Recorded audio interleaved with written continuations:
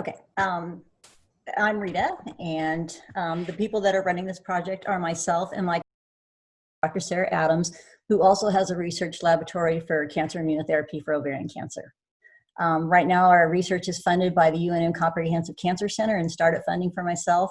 And pending funding includes applications to the NIH, the DoD, the Vassar Foundation, and the Ovarian Cancer Research Alliance.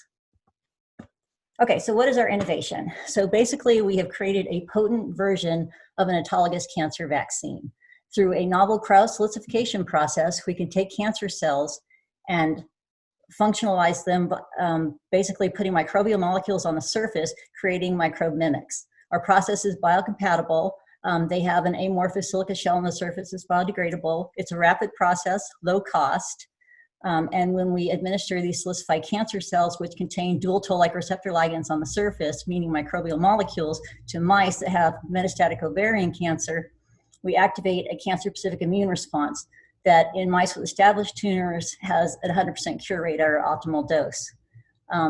We also see that when we re-challenge these animals, it completely blocks cancer engraftment, similar to cancer recurrence.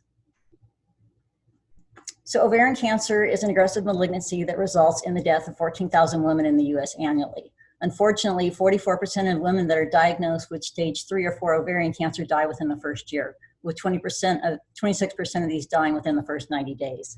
This poor prognosis results from a failure of tumor-directed therapy to produce durable responses.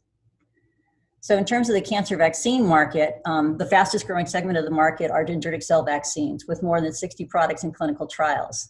Unfortunately, to produce these, it's labor intensive. It takes ex vivo stimulation with cytokines to differentiate the cells into dendritic cells, extensive cell culture, cryopreservation, and ex vivo pulsing of the dendritic cells with tumor antigens.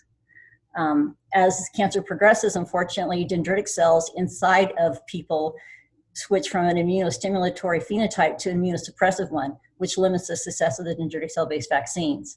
Our vaccine has microbial molecules on the surface that actually engage receptors on dendritic cells, activating them, creating an immunostimulatory phenotype.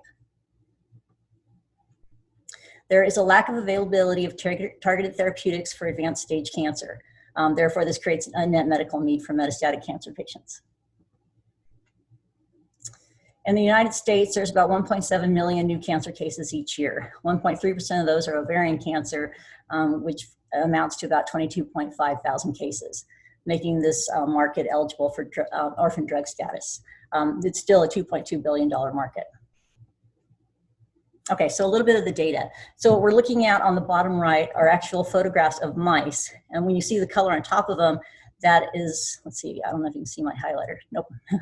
That's our ovarian cancer. And red means hotspots for cancer. And so that top row are basically mice that are not treated, and they're basically been given intraperitoneally ovarian cancer. And so by about day 20 or 25, 100% of these animals die of ovarian cancer. When we create a vaccine, either from a cell line that created the tumor or taking tumor from an animal and creating a vaccine, we're able to get rid of 100% of that established tumor and 100% of the animals treated. If we take these same animals and don't do any more vaccinations and we re-challenge them with more cancer on day 36, the cancer cells fail to engraft and they're eliminated completely. So what we're looking at here is just basically a mechanism. This is a T-cell mediated immunotherapy response. So as I said, when we inject in vivo our vaccine, it has these microbial molecules that activate cells. In addition to having activated dendritic cells, we have activated T cells. So to the left are increased effector memory T cells. These are the ones that actually remember and actually go out and kill cancer cells. What's really cool though is we also decrease those inhibitory T cells, which are those regulatory T cells, are T cells expressing those immune checkpoint molecules. And we increase expression of stimulatory molecules like interferon gamma. And shown here are just cytolytic T cells and T helper cells, and they show similar trends. So current studies are focused on looking at genetic influences on our vaccine efficacy. So far, we've been using a BRCA1 deficient model. So future studies are going to focus on looking at BRCA2 deficient or wild type BRCA models. We're also, I'm collaborating with the Department of Radiology, and we're doing non-invasive imaging, looking for biomarkers that actually tell us if our immunotherapy is working or not. These are things that we can translate to clinical trials.